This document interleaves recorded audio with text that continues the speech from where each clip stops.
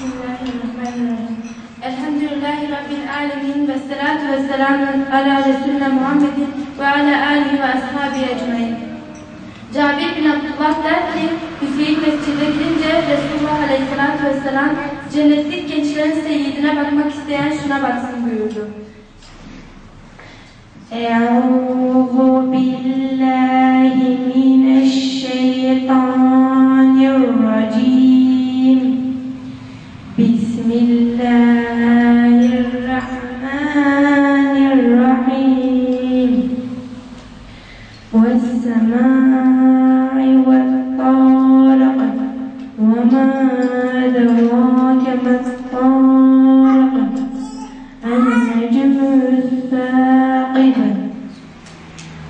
Bugün rehberin matemi, bugün günlerden aşura. Yalnız Kerbela'da değil, bizim için her yer Kerbela. Yalnız Kerbela'da değil, bizim için her yer Kerbela. Vuruldu Hüseyin şehit, Kerbela buna da şahit. Almış eline kanı, göğe savruyor Hüseyin. Almış eline kanı, göğe savruyor Hüseyin.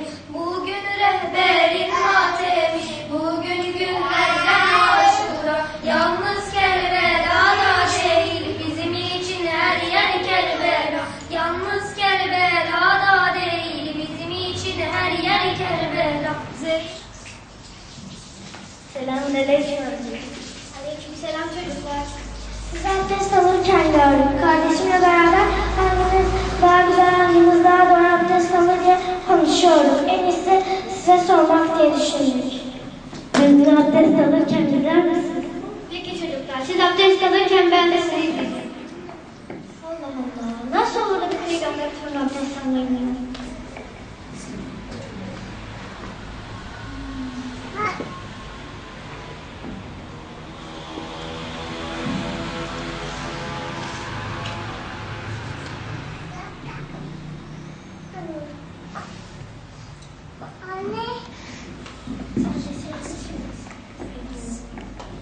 Amcacığım, biz abdest alırken bizi gördün. Hangimiz doğru abdest aldık?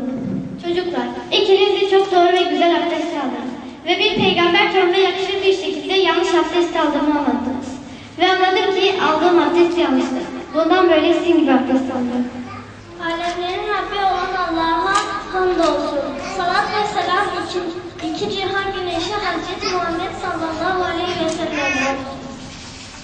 Ya Rabbi, sana ve Resulüne itaat etmemizi ve bildirdiklerinle amel etmemizi nasip eyle.